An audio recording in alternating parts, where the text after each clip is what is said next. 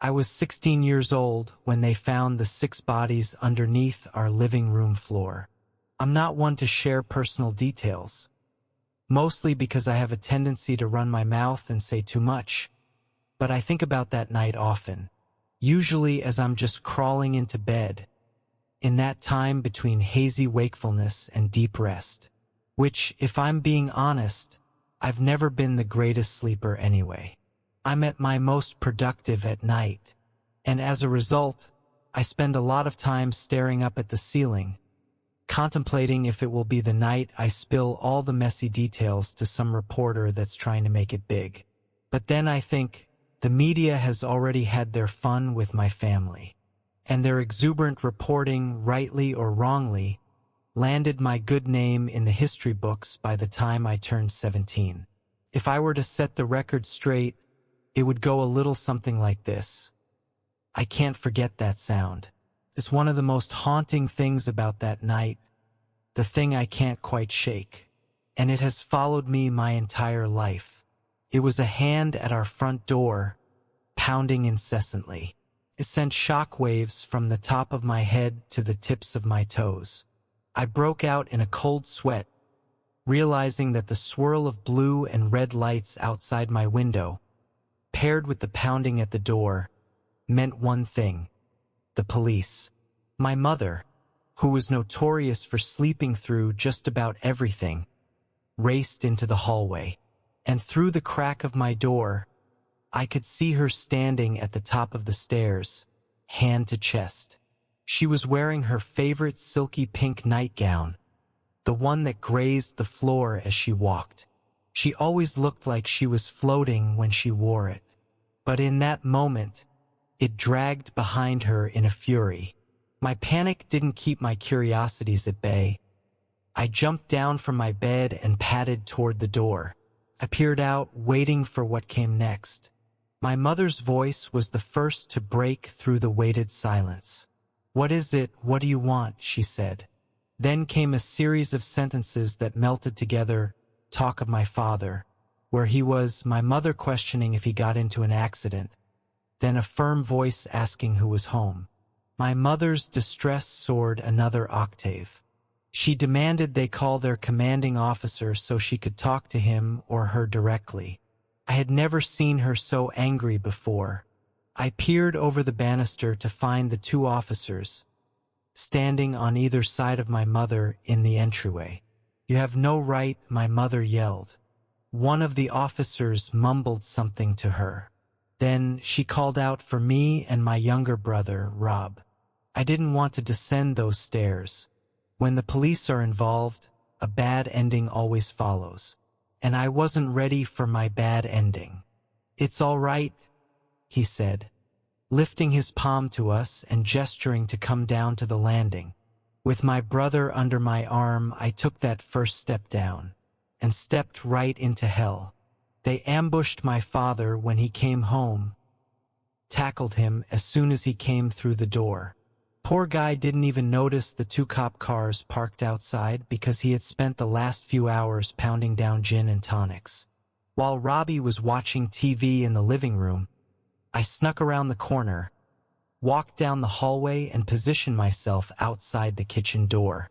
For some reason, the police thought the best place to question him was where we ate our food. "Tell me where the bodies are, Jimmy," one of the officers said. "I don't know," my father replied, but his voice betrayed him. He couldn't hide his shakiness. A grumble of incoherent words. Then, more clearly, "Do you even have a warrant to be here?" My mother, she had watched one too many Law and Order episodes over the years. "It's a reasonable search, probable cause," said the other officer, his voice much deeper. "Don't need one when you pose an imminent threat to our community. You know me. You know my family," my father said, his voice fumbling on the word family. "For God's sake," my mother yelled, "don't say another word. James, we need our lawyer here. Jimmy, we all know the kind of work you do, and considering the circumstances, I can't look the other way just 'cause we're friends. My father was a scientist. That's what I told people who couldn't wrap their head around the industry jargon. But to those who really knew him and his work at the university, he was an expert in forensic and human sciences. Criminal forensics, if we are being precise. He spent his days teaching people about chemical compounds, cleaning and evaluating dead bodies, and the proper techniques to preserve evidence. He was a brilliant man and an extraordinary teacher. I would know I'm his kid, and he taught me everything. But if anyone knew how to get rid of a body, it was him. In the last 12 months, 7 university students had gone missing, 4 of which were directly enrolled in his graduate forensics seminar. The same faces that flashed across the nightly news had been in our home. They spent time on our front porch. They tossed back a beer or wine while discussing local crime scenes. They ate at our dinner table, studied in the hammock hanging between 2 willow trees in our backyard. He was even seen chumming it up with students at happy hours. If it wasn't clear already, my father loved his students, adored them actually, to the point where he treated them like his own children, even though they weren't. "Did you really think people wouldn't notice, Jimmy?" an officer asked. "Everyone noticed," I thought. "How could you not?" "Tell us," they pleaded. "This time," they said. "Where are they? We have to bring them home. You don't need to hold this secret anymore, Jimmy." I have to admit that even though it's been 20 years since that night, their certainty in that moment still makes my blood boil. They had such confidence in their accusation and so little to show in the way of proof. Because let's be honest, a close relationship with a student is a pretty loose thread when it comes to tying someone to murder. Unfortunately, my father was at his limit for keeping secrets. "They're under the living room floor," he said. At that moment, I fell forward, spilling onto the kitchen floor. I had forgotten just how weak that door was, and I would pay greatly for my curiosity, because even as I was staring down at the black and white tiles, hoping I was invisible, I could feel the weight of his gaze on me. And when I looked up, our eyes locked. I couldn't breathe, couldn't force my lungs to expand. This was it. This was that moment, the ending that I knew was coming. His eyes told me the only thing I needed to know. The details of that night have been bent and twisted by the media. So many stories, so little accuracy. Which is ironic considering the news is supposed to hold itself to the highest level of truth. But I suppose I should give them some grace. They're only human and humans get things wrong. But I digress. My father never spoke another word. Not at the police station. Not in the trial. And definitely not to me. My last moments with my father were spent in observation, while the police pulled my childhood home apart, while they dragged 6 bodies out from the depths of our foundation. You know what's funny? The guilt in his eyes turned to shock. And it got me thinking, did he not predict it would turn out this way? Is this not the ending he imagined, my mother leaving his side, our home being torn apart, his daughter's presence as it all went down? Was he worried about the woman I would become if he was found guilty? I had so many questions. One very important one. But I wouldn't get to ask it that night. It didn't take long for a jury to convict him, only 3 weeks. The fingerprints, clothing fibers, and driver's licenses hiding in our basement were enough to put him in jail for life, without parole. And the papers complained it was too easy, that my father was the sloppiest, yet most intelligent killer our town had seen.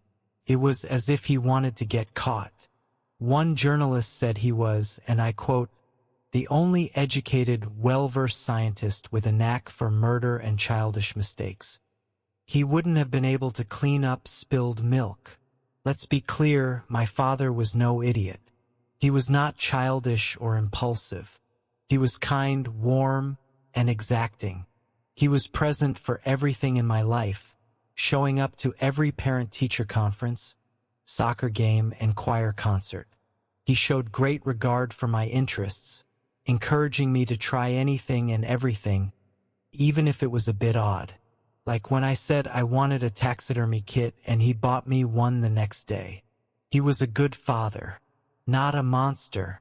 The only thing he was guilty of was spending an increasing amount of time with his students, to a point where he started missing family dinners and school events, then birthdays. But tabloids don't want to hear about the happy shit. They want the darkest parts of a family tragedy. They beg to hear about the warning signs, the late nights, how he protected the specifics of his work, holding the details of his day job like a precious piece of blown glass. They wanted to know about those nights my father caught me in his laboratory, poking around and playing with his chemicals and tools, or the panic in his eyes when he saw me playing in his sacred space, a place I was never allowed to explore on my own. Or they might have been more interested in how he hated when I spent too much time with his students, how I asked so many questions, got too close to young men that were twice my age. Certainly that detail would have popped in the tabloids, but I never gave an interview to the press. Actually, I never spoke to anyone about my childhood, or what was left of it after my mother slipped into a state of catatonic depression and my brother went to live with my uncle. Considering how fast people turned on my father and how much my life had imploded, I figured the best way to stay under the radar was to keep a tight lip. And once I turned 18, I moved to a completely different coast. Changed my name, dyed my hair, curated a new life. But a new identity doesn't erase the truth. Can't kill biology or erase the girl that was. History can't be escaped in cases like this. And my history called to me, over and over again. Even after I got married, had 2 children, and started a new job as a physician's assistant, I still thought about my other life, before I became this woman named Jennifer. After 20 years, I felt that tiny question nagging at me. One flight and a 35-minute Uber later, I was standing just outside the jail that held the man I once called a father. All of those years without exchanging a single word. I couldn't be sure if he would even agree to see me. But then I remembered the man he was, how much he loved me and adored being a father. I willed myself to move and open the door. I signed in at the visitor's desk and waited. Waited for the guard to come out and say that he would see me. Hours passed without a word, which chipped away at my confidence. But just as I was about to stand up and walk out, the door opened and I was ushered in. The room was small, warm from poor air circulation. It smelt of sweat and metal, with a splash of bleach and Windex. I'm sure my father hated the swirl of incompatible chemicals. I certainly couldn't stand it, but I swallowed my pride and sat in the only metal chair that was available. A few moments later, on the other side of the plexiglass wall, he sauntered in. His gaze was set on the floor, but I could make out the signs of aging on his face. No doubt from stress and time spent around mildewy walls. I leaned forward, picked up the phone.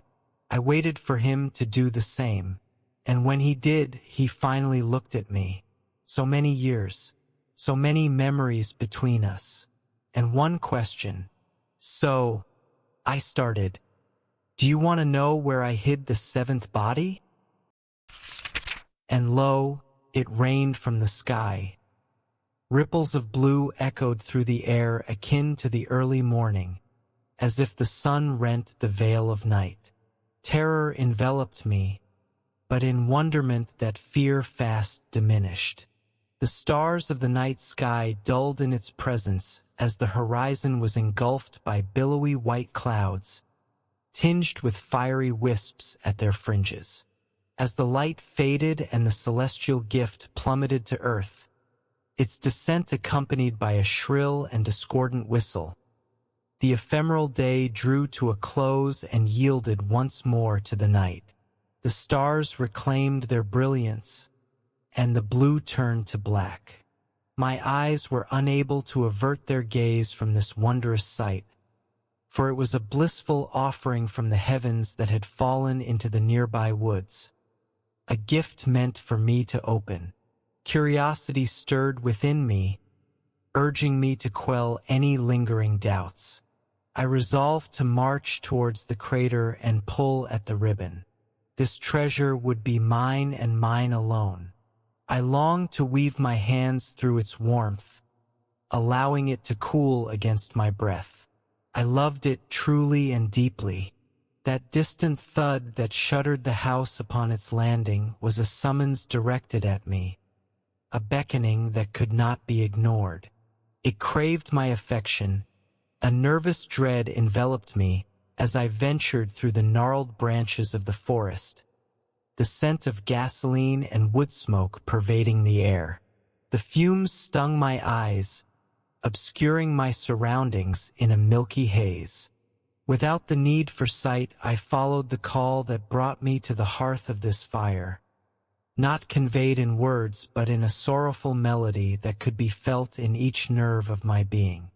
Once again the dread is hammered down, pushed deep below the all-encompassing love until its weight rendered it to a mere powder. Large swells of smoke undulated from the center of the impact. They swirled in a tumultuous motion, reminiscent of the foaming waves of an enraged sea crashing upon steadfast rocks. Within this chaotic display, a cocoon of pale crystalline air gleamed with grandeur. As I ventured closer, my sweat evaporated into wisps of vapor that quickly became one with the swelling smoke. With a sweeping motion, I waved my hand through the glaze and arrived at its core. A shimmering silver presence floated before me. The tears washed my eyes clear so that I could gaze upon it without hindrance. It blotted out the sky, an immense entity that defied reason, and yet I found myself able to cradle it within the palm of my hand. Its touch ignited the ground and transformed the landscape into a fiery inferno, while an inexplicable chill permeated the air.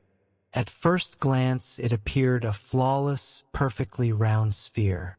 But in the next moment, it danced and twirled around me like raindrops caught in a volatile storm. It possessed the ability to mirror the surroundings, reflecting the woods with pristine clarity. And then in the blink of an eye, it transformed into a radiant light, coated in an oil-like substance that bestowed upon it all the colors of the rainbow, shifting in hue from dusk to dawn. "I am here," I said, though the words were not solely my own, as they harmoniously echoed from the mouths of others surrounding me. Men, women, and children wept in unison. We had all answered its call, yet my love surpassed theirs.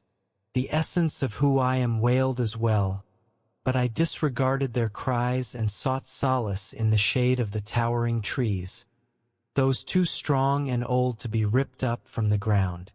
Their shade would shield me from the sight of what I had to do, what the silver needed of me. It could love only one. Their blood warmed my hands as the core of the silver was washed with a chill air. "Have I earned your love?" I asked. My voice resounded in solitude. The words curled in the air with grace like a spectral mist. The wind took my question, ascended high until it could no longer be seen, blended into the bright light of the silver entity. And in that moment fear seized me. Incomprehensible utterances trembled through the broken branches of the surrounding trees. Leaves bled embers, and the ground receded beneath me. The dread and doubt that I had buried, crushed and disregarded, were no longer fleeting moments of uncertainty. They had consumed my entire existence. For a brief spell, I was free to see that I had become prey, groomed and lured by that which hungered mightily. I rose high, as light as a feather caught in the storm, akin to spoken words ensnared in searing mist on a cold night. The silver transmuted into something else entirely. Initially, it enveloped me in a blanket of velvet warmth. Soon thereafter, tendrils began to thread through my skin, knitting us together as one. At first it felt like love, a pulse of soft ecstasy goosepimpling my skin. But that moment was fleeting. Soon after, I could feel pure ice weave through my bones. I looked on as it clambered over my body, its face taking shape until the silver became a mirror, the reflection a scared man, a familiar stranger. As it kissed me, I felt myself fall back down to earth and into the dark. The ground was where I awoke, reminiscent of an abandoned runt from the litter. Nestled amidst the fallen leaves, I awaited the break of true day. At first I crawled, my movements uncertain, until the recollection of walking flooded back to me. Faltering over clumsy feet towards my mother, her radiance shimmered with pride. She couldn't hold back the tears. A memory long forgotten and not my own, brought to the surface only now that it was needed. I ran, as an inexplicable force propelled me forward, urging me to something unknown. It evoked within me an overwhelming desperation, an emotion so deep I struggled to grasp an understanding of its purpose. I dashed homeward, burst through the door and tumbled up the stairs. A confusing dread clawed at its cage. The sight of an empty bed where two once slumbered brought me to tears. But why? In the adjacent room, a smaller bed intended for a child remained empty and unmade.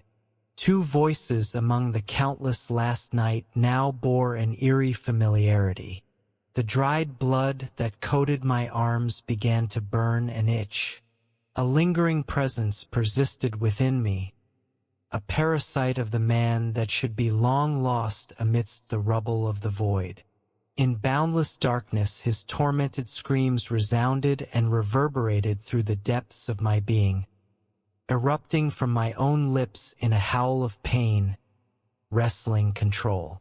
The feeble flickering of light, mere fleeting moments of dominance, witnessed this vessel gain possession of a knife.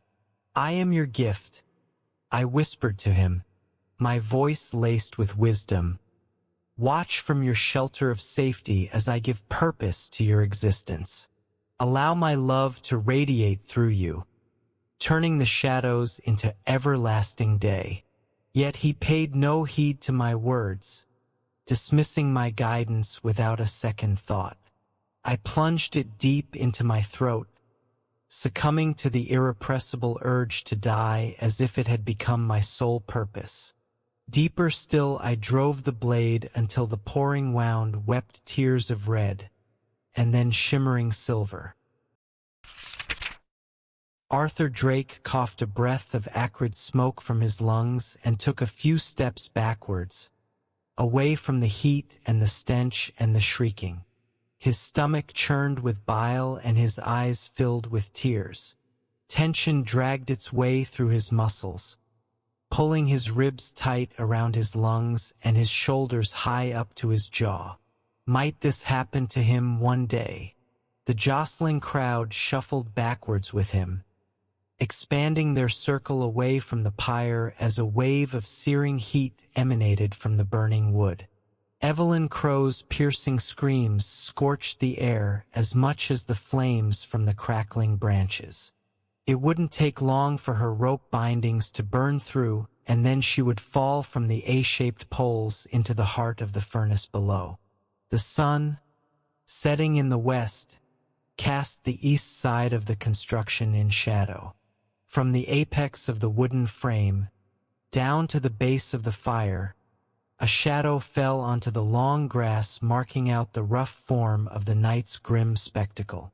The only thing not cast in shaded darkness was the outline of Evelyn herself. Her shadow was nowhere to be seen. "Burn the witch! Burn the witch!"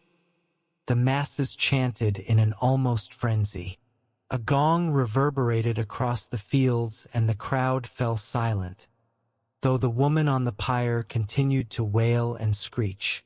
"Evelyn Crow, damned witch of Bramcastle Valley." The high priest's voice raised above the background noise. "You released your shadow, now we will release your soul. Be cleansed by the fires of oak and ash, by the words we spoke, by the flesh we lashed. Be cleansed, be cleansed." The villagers might have been on the edge of a celebration at the downfall of poor Evelyn, but Arthur was mourning.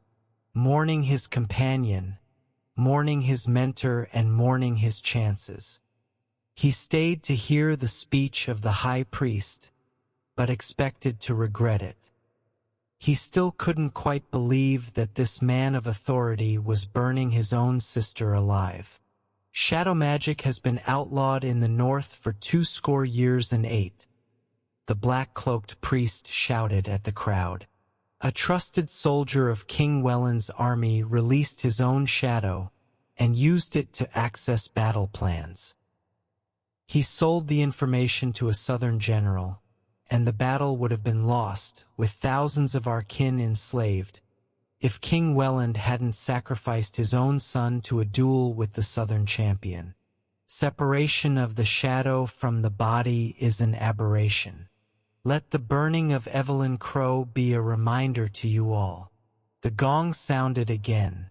Arthur shuddered. "I burn you in the name of King Welland. You released your shadow, now we will release your soul. Be cleansed by the fires of oak and ash, by the words we spoke, by the flesh we lashed. Be cleansed, be cleansed." Arthur could stomach it no more. Not the sight, not the smell, and not the ear-piercing sound. He checked the ground to his left. His shadow was in place, following his every move, just where it should be. It was time to go home. "Goodbye, Evelyn. I'm so sorry," he whispered behind his hand and turned his back on the flaming mound and on Evelyn's cruel-hearted brother. Returning to his simple log cabin, Arthur paced back and forth in the lamplight, his shadow striding alongside him at every step. "You don't have to do that when we're at home." Arthur scratched his head. "No one's here to see us." His shadow stopped still, frozen against the back wall of the living room, while Arthur continued to pace. After a few seconds it dropped back into line, matching his rhythm step by step, mirroring the swing of his arms. "Stop it! Stop it! I freed you for a reason. You have your own will now, you don't have to mimic me when we're alone. It's been a month." Evelyn said her shadow only took a day to adjust. The shadow shrank down to half Arthur's height and took to the far corner, cowering away from his harsh words. "I'm sorry. I don't mean to hurt you. It was hard to see Evelyn put to death. Without her you would still be a mindless attachment, following me about with no choice in it. You should be sad too." Arthur stopped walking and held his head in his hands, leaning against the bookcase. The shadow grew to full size again and reached its arm along the wall towards the bookshelves, extending its shady fingers until they met Arthur's shoulder, as if to comfort him. Arthur looked up and caught a glimpse of his companion's hand settling at the top of his arm. "Why don't you go and look for Mary?" he said. "It's dark out, you won't be seen, and no one will come here. The whole town will be at the fire until dawn. The whole town apart from Mary. She'll be mourning somewhere in the forest." She was the only person who would miss Evelyn more than him. Would she ever forgive her father for burning her favorite aunt?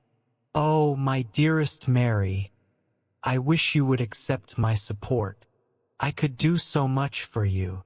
Arthur's shadow hovered a few inches above the ground for a moment.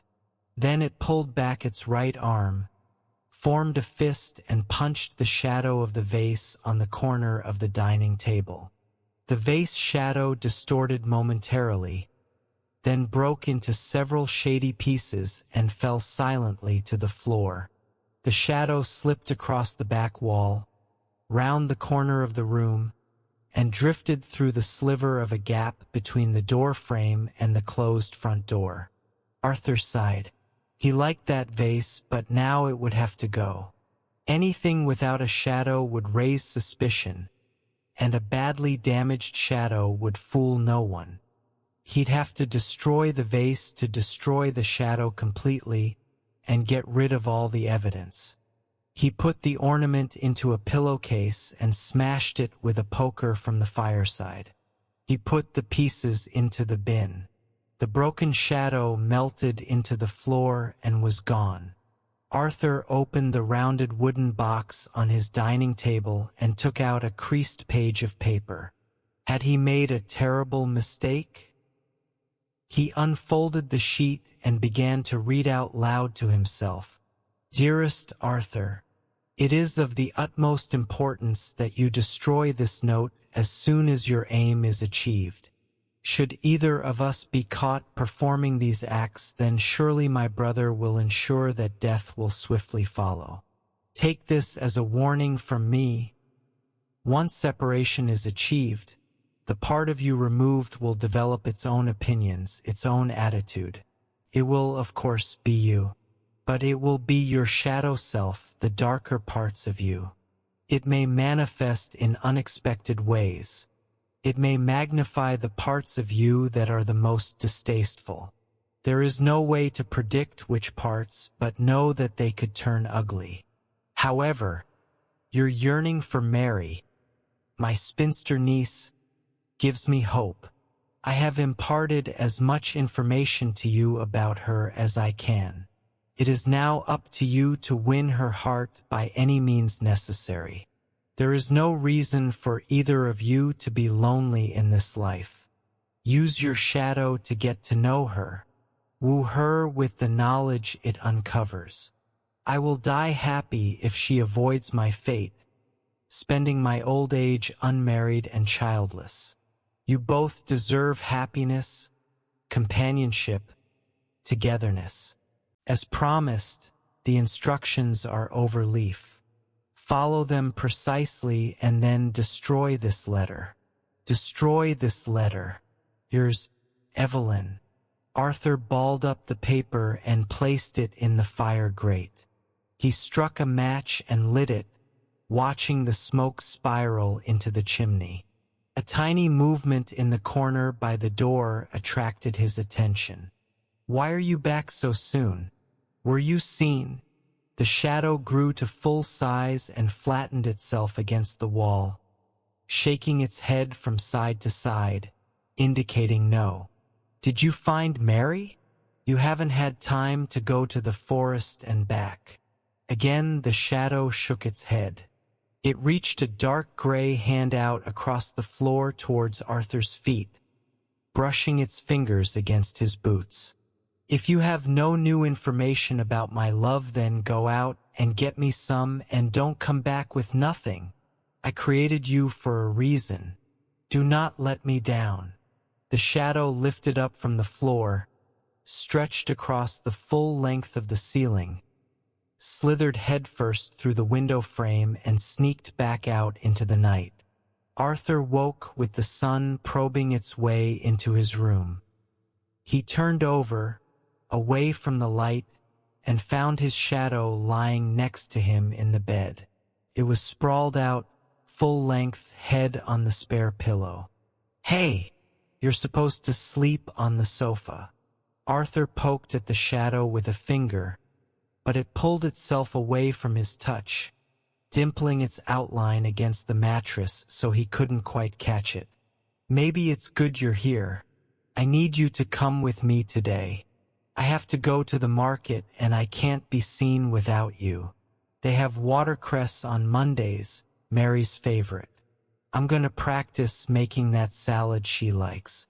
If I'm lucky, they'll have her favorite yellow roses too. I might surprise her with a bunch. I can leave them on her doorstep while she's out teaching. She'll like that." Coming home to another surprise. The shadow pulled away from Arthur's body in a sulk. "Oh, come on, don't be like that. I need you on your best behavior to go out.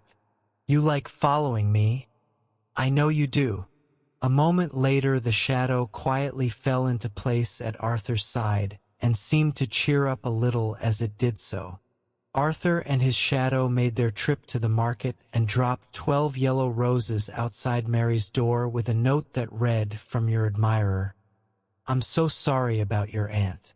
Then they returned to the cabin, where Arthur removed a bag of watercress from his knapsack. "I do love her, you know," he said to the shadow. "And again, there's no need for you to be connected to my every move when we're alone at home. Please find your own space to exist in." Arthur washed the watercress and cut up some radishes. His shadow stepped back a few inches, but continued to mimic his movements as he chopped tomatoes, lettuce, spring onions, and apple. "Honestly, it's as if you're obsessed with my every move. What's wrong with you?" His shadow retreated across the room and collapsed into a heap of darkness on the sofa. Arthur was past caring if it was upset with him. He was much more focused on Mary's favorite salad. If he couldn't dine with her, he could at least dine like her. Since Evelyn would no longer be joining him for dinner twice a week, it was time to find out just how much information his shadow could glean about the elusive object of his desires. Arthur finished creating the dish and sat at the dining table to try it. It was a little peppery, but rather enjoyable, especially as he felt it brought him closer to Mary. Even if she didn't know it, one day she would realize that he was the man for her, and all would fall into place. "Since you failed to even find Mary last night, you need to go to her house tonight and watch through the windows. You must not be seen, of course, so keep out of the way. I have no intention of ending up on a flaming pyre. And don't forget that if they burn me to death, you will also cease to exist."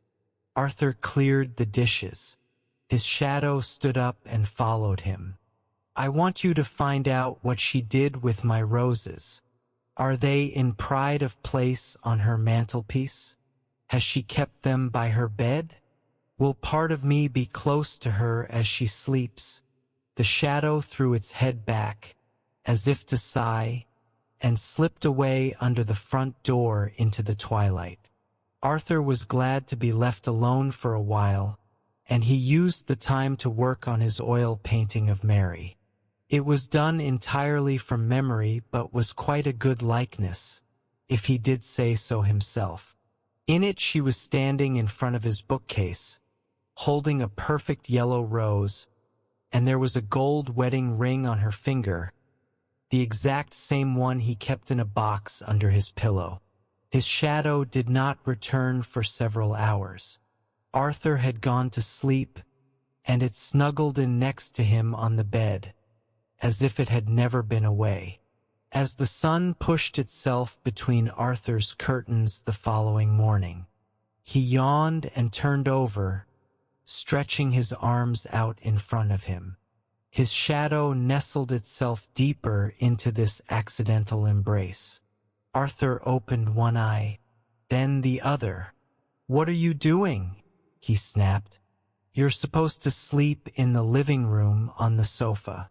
Anyone would think we were a couple. Is that what you think? Do you think we're in a romantic relationship? We are not. The shadow shot across the sheets, dropped onto the floor and rolled under the bed.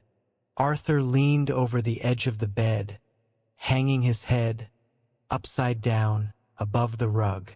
"Where have you gone? I can still see you, your antics don't impress me. Now, what did you find out about my beloved last night? Did she adore her roses?" The shadow shook its head. "What do you mean, no?" The shadow, still hiding under the bed, presented one hand to Arthur and made scissor movements with its fingers. "She trimmed the stems?" The shadow shook its head. "She cut them up?" The shadow nodded. Arthur gasped. "Did she cut them up? Did she cut the heads off?" Arthur jumped out of bed and lay on the floor, facing the shadow. "Why would she do that?" The shadow gave a nod and followed it with a shrug. Arthur stared hard across the floor. The morning was edging in from the window on the other side of the room, dimly lighting up the underbed space. There was something else under there, something other than his own shadow, something dark and flat and spooky. "What have you got?" The shadow shrugged. "Seriously, what have you got under there? And how have you got it? You can't carry anything but shadows. Come out and show me." The shadow shuffled forwards, dragging one hand behind itself, and something followed, but not by choice. It slowly emerged from under the bed, and Arthur stood up to look at it. His shadow stood up too. Draped over its outstretched arms, limp and lifeless, was a second shadow. A woman's shadow. Mary's shadow. "What happened? Did you do this? Who's there?" Mary shouted from the inside of her front door as Arthur knocked again. "It's Arthur Drake. I must talk with you. It's a matter of the utmost importance. I can't see anyone today, especially not you. Stop creeping around here and don't leave me any more flowers." Arthur stared daggers at his shadow. "She knows," he whispered. "She knows she's missing her shadow. I can't believe you did this. Do you know how serious this is?" Arthur's shadow shook its fist as if to mock his anger, then bent double in laughter. "It's the middle of the day. Someone will see you. Get back in place," he hissed.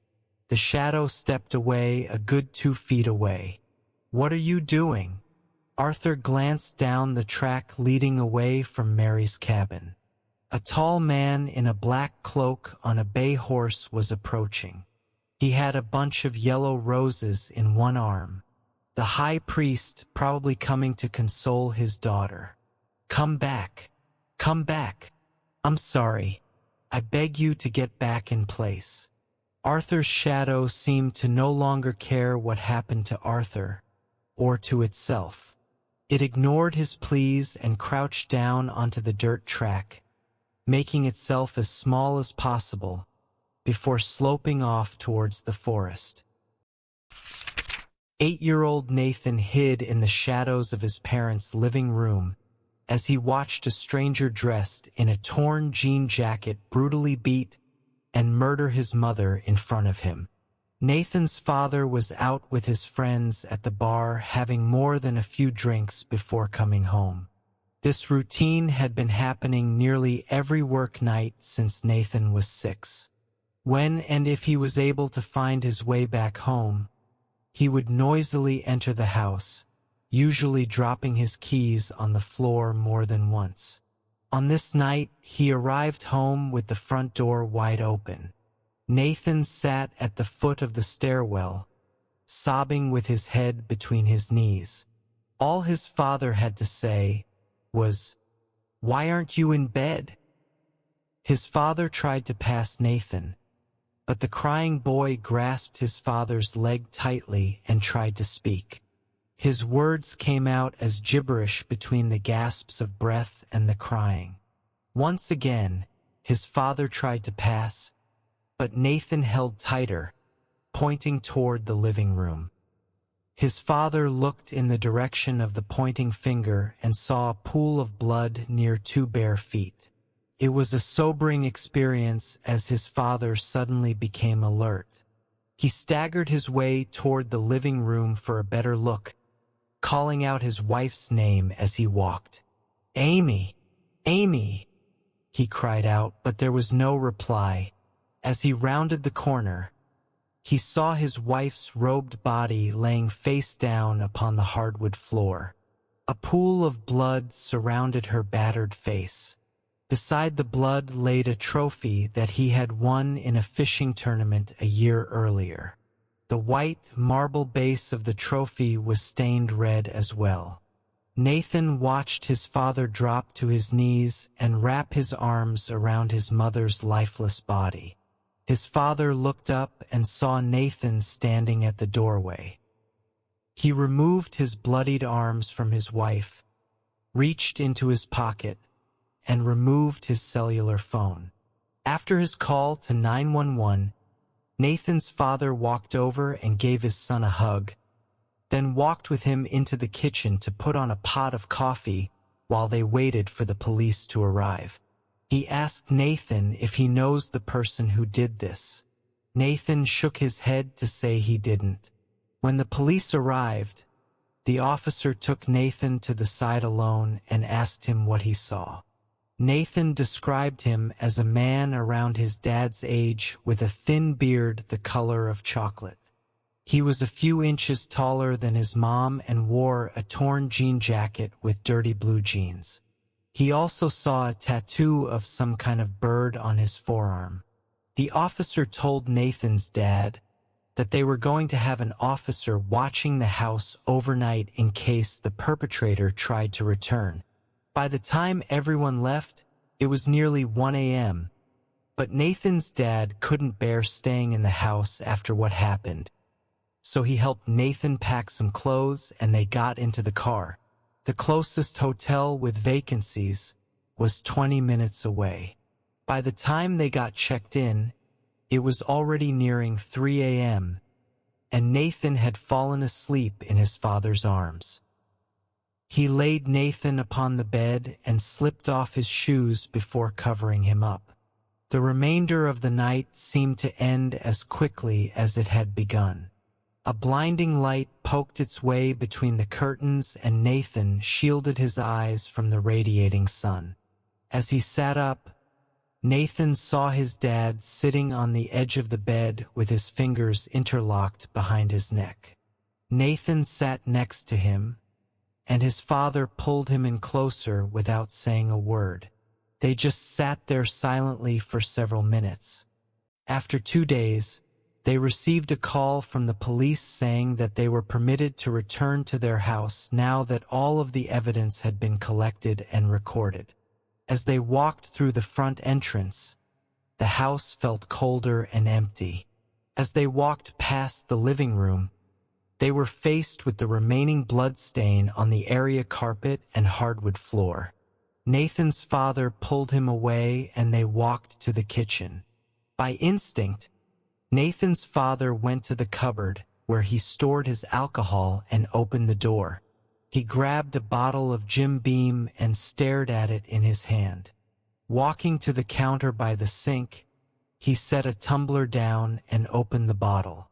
He took one glance at Nathan, then another down the hallway toward the living room. Then, tipping the bottle over, he poured the remaining contents down the sink. He realized at that moment that if he wasn't out getting drunk that night, his wife would still be alive. He opened one bottle after another and poured each of them down the drain and vowed to never touch alcohol again. Nathan was asked to go play outside for a while, and when he came back inside, his father had cleaned up the bloodstains in the living room and threw away the carpet. They sat at the kitchen table and ate some lunch, but Nathan hardly touched his food. Later that evening, Nathan was on his bed crying when his father walked in and asked if he wanted to talk about it. Apprehensively, Nathan admitted to his father that he felt like a coward. He thought that he should have been able to do more to protect his mom, but he was too afraid. His father told him that it wasn't his fault, but Nathan still felt guilty. The following day, Nathan and his dad went for a drive, but his father wouldn't tell him where they were going. They pulled up in front of a business called Silent Tiger Martial Arts and went inside.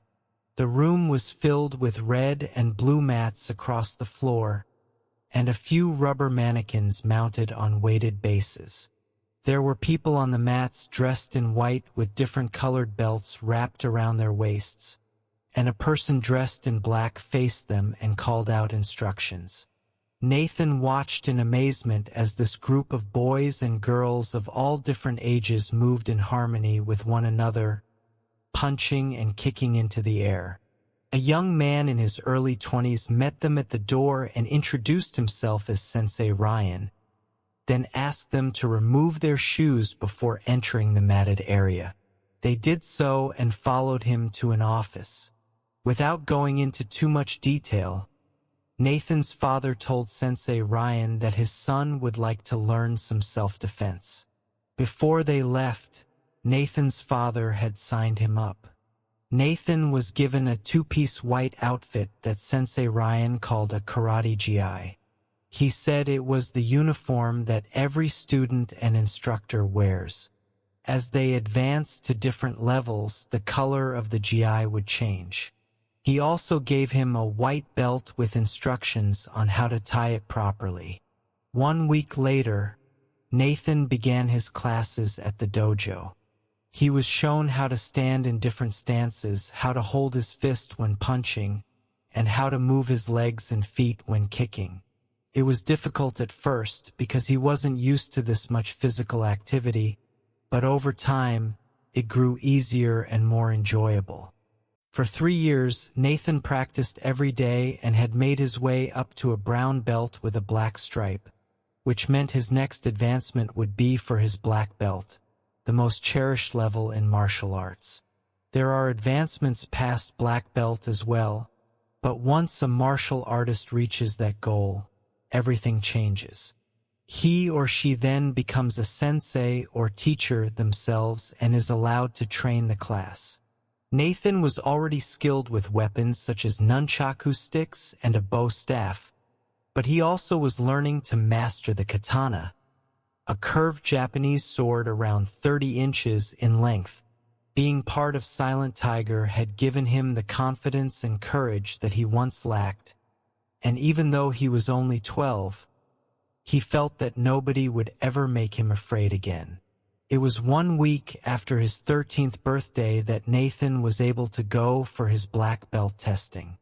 The tests consisted of swimming, running, sit-ups, push-ups, kata, Japanese for forms, which involved several movements using various striking techniques. He also had to go through several stances and sparred against other black belts. The tests lasted several hours, but in the end, he successfully completed his training and was awarded his black belt. For 3 more years, he took on the role of Sensei Nathan at Silent Tiger and took pride in teaching students, some older than him, the art of self-defense. His focus was on Fight, Flight, or Fright, a program where his students were put in situations where they would face fearsome opponents and would need to react in one way or another. The students' instincts would allow them to stay and fight back, run away to safety, or stand frozen in fear. Nathan knew that he used to be the latter of the 3 once, but that has changed. The majority of the students that he taught would run away at first, but that was why he was there to work with them. Nathan's father took pride in how much he had matured and grown stronger in the 5 years that he trained. He was if he was no longer looking at a frightened little boy, but instead, he admired this confident young man before him. His father was present for every belt grading and tournament that Nathan had ever had. Nathan's dad had also kept his promise and stayed away from alcohol. Not a single drop had touched his lips since that day he poured the bottles down the sink. They were driving back from the dojo one afternoon when Nathan asked if he could run into the convenience store to grab a Slim Jim to munch on. So they pulled into the 7-Eleven and Nathan ran inside. He went down the second aisle where the Slim Jims were and heard a commotion at the cash register. He peeked around the corner and saw a man holding a knife out, threatening the clerk behind the counter and demanding all the money in the register. Nathan watched discreetly out of the man's view but tried to move in closer at the same time. The man behind the counter shook with fear and fumbled with the cash as he pulled it from the till. The robber began grabbing the cash and shoved it into his pockets. That's when something caught Nathan's attention. On the man's arm was a tattoo of a bird that he had only seen once before. He waited for the man to turn his head slightly and realized that it was the same man who murdered his mother. He still had the same chocolate-brown beard, but it was now bushier with traces of gray. Flashbacks of that night raced through his mind, and he found himself frozen in fear again for a moment. It was at that moment that the door to the convenience store opened, ringing the bell above it, and in walked Nathan's dad. The man with the knife turned on Nathan's father and began to charge at him with the knife stretched out. He watched as his father stood frozen in his tracks. Nathan quickly jumped out from behind the counter and ran toward the assailant. Using his right arm, he grabbed the man by the wrist that was holding the knife, gave it a twist and bent his arm back behind the man's back. Then, using his right heel, he kicked the back of the man's knee, forcing him to drop to the ground. From there, Nathan took his left elbow and came down hard upon the back of the man's neck. The man fell face first onto the tile floor. With the man's arm still in his grip, Nathan placed one foot on top of the man's neck and pulled up on his arm, still twisting it more as he pulled. The man yelled in agony and dropped the knife. Nathan ordered his dad to kick the knife out of the way and for the clerk to call the police. He held the man in that submissive position until the police arrived and took over. It wasn't until the man was safely in custody that Nathan told his dad that it was his mom's killer. The police took everyone's statement and Nathan was later deemed a local hero by the media. Enrollment at the karate dojo had increased as well after people found out Nathan was one of the instructors there. The assailant was formally charged with the armed robbery of the convenience store, the attempted assault on Nathan's father, and also for the homicide of Nathan's mother.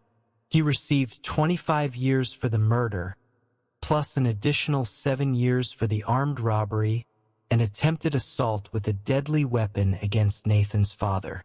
Nathan continued to study karate and guided many students over the years on how to defend themselves, but he grew to realize that it will take that moment in time when you are face to face with your fears to know how you will react. Will you fight, take flight, or stay frozen in fright? Aroused from a deep sleep, 7-year-old Jimmy Demon's eyes popped open. He couldn't tell if he was dreaming or not, but he sensed something was not right. Still under the covers, he inhaled deeply and gagged. Something smelled bad in his bedroom. "Mom, that smell is back," he yelled aloud from his bed. The smell reminded him of the time he found his turtle dead under his night table, days after he raced it against his best friend's tree toad. The turtle had rotted, its shell smashed to pieces and body burned. He was convinced the monster in the wall had killed his small friend, and when the room smelled bad, it meant the monster was coming back. The smell frightened him. He glanced at the clock. He knew how to tell time. and saw it said 2:14 a.m., which meant it was in the middle of the night when no one was awake. Mommy! His bedroom door was shut tight and window curtains drawn. The room was pitch black except for the red glow of the clock. Mommy! His voice grew louder. His body started to sweat. He forgot to do his nightly check under the bed before he went to sleep and put a flashlight beneath his pillow. Jimmy was convinced the monster would come out of the walls, grab his feet, pull him down beneath the mattress and smash him to pieces like his turtle. Please, please go away. I promise I won't scream. I'll be a good boy. Please don't hurt me. Panicked, he wrapped his new Pokeman quilt over his head and small body. Then, poking one arm out from beneath the blanket, he let two fingers walk blindly across the bedsheet to feel if anything was there. Suddenly, he felt something oily drip slowly over his exposed arm and hand. He thought it smelled like the gas station where he went with his mother to fill up their car. Heat began to hiss and curl under his fingertips. Slowly, he lifted up the edge of the bed cover, opened his left eye, and screamed, "M.O.M. It's back. Get it out of here. It's..." His throat tightened. He couldn't breathe. He couldn't believe what he saw in front of him. Kicking and thrashing, he tried to get away, but it was too late. He called out in a whisper again, "Help me, Mommy! Help me!" A red glow appeared, burning through the center of Pikachu and Snorlax's faces, the flames licking a hole in the cloth, crawling into his hair, scorching his pajamas next, and finally dissolving his screams and skin into the sheets. Then silence. It was back. "God damn it, you little piece of crap. Starting up with me already. Aren't you? You're nothing but garbage. Do you hear me?" Kelly Demon was in the kitchen doing what she does every morning, cursing and slapping the side of her Keurig coffee maker. Ever since her ex-husband walked out on her 6 months earlier, the machine refused to work for her. Each day, coffee steamed into her mug, leaving behind a mouthful of burnt brown grains at the end of every sip. Muttering under her breath, she slammed the cup into the sink, spraying hot, grainy liquid and pieces of blood, red ceramic everywhere. Pissed off that she couldn't get her morning jolt, she tipped her head back and screamed into the air, "Jimmy Demon, you get your little butt down here now. It is 7:05 in the morning, and you are going to be late for the school bus." Shuffling over to the pantry in her ragged pink Hello Kitty slippers, she yanked the door open and pulled out a week-old, green-looking loaf of bread, an almost empty jar of Jiffy peanut butter, and strawberry jam, and threw them on the counter to make her son's lunch. "Well," she cackled aloud, "that's the end of making those." A smirk spread across her face. Kelly was not the beauty she used to be.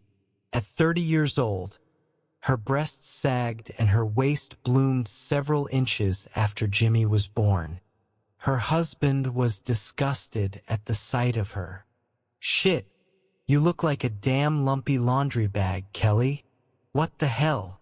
It wasn't long after her 29th birthday that William Demon ran off with a younger woman. Neighborhood tongues wagged and clucked at high speed. Area nosy bodies she hardly knew knocked on her door day and night with trays of sympathy and Velveeta macaroni and cheese. Kelly smiled, coyly batted her eyes when she accepted the food gifts, slammed the door behind them, turned and dumped them in the kitchen trash. "Bite me," she would yell into the can. Heartbroken that he had to leave his son behind, William fought in divorce court to take Jimmy with him, but Kelly had lied to the judge saying that her husband beat Jimmy nightly, brought him to bars with his girlfriend, and was a sloppy drunk. Upon hearing that Kelly was president of the PTA at the Underwood School and Cub Scout Mom of the Year, the judge sided with Kelly, giving her full custody. There wasn't anything she wouldn't do to get back at William, and this was sweet revenge. That bastard will rot in hell before he sees his son again. Taking a deep breath at that thought, she felt better and calmed down. She opened up Jimmy's Power Ranger lunchbox, threw in the unwrapped sandwich, and slammed the box shut. "Jimmy, sweetie, come on down. I'm making chocolate chip pancakes for you. I've got whipped cream, too." Her voice dripped honey. A sudden knock at the back door startled her. Peeking out of the kitchen door curtains, she saw it was Tommy from across the street, and opened the door with a smile. "Hi, Mrs. Demon. Is Jimmy ready to go? We have a special assembly this morning, and me and Jimmy think it's a firefighter with a big hook and ladder truck coming to talk to us about how to stay safe if your house catches fire, and he's bringing hoses and..." Not wanting him to yap on forever, she interrupted him and looked at him sympathetically. "I'm sorry, Tommy. Jimmy is not feeling well. He has a fever and a sore throat. He's gonna stay home today and rest. Will you be a good friend and come back after school and tell him what the fireman said? I'm sure he will be feeling better by then. I will tell him you were here, though. Stop by after school.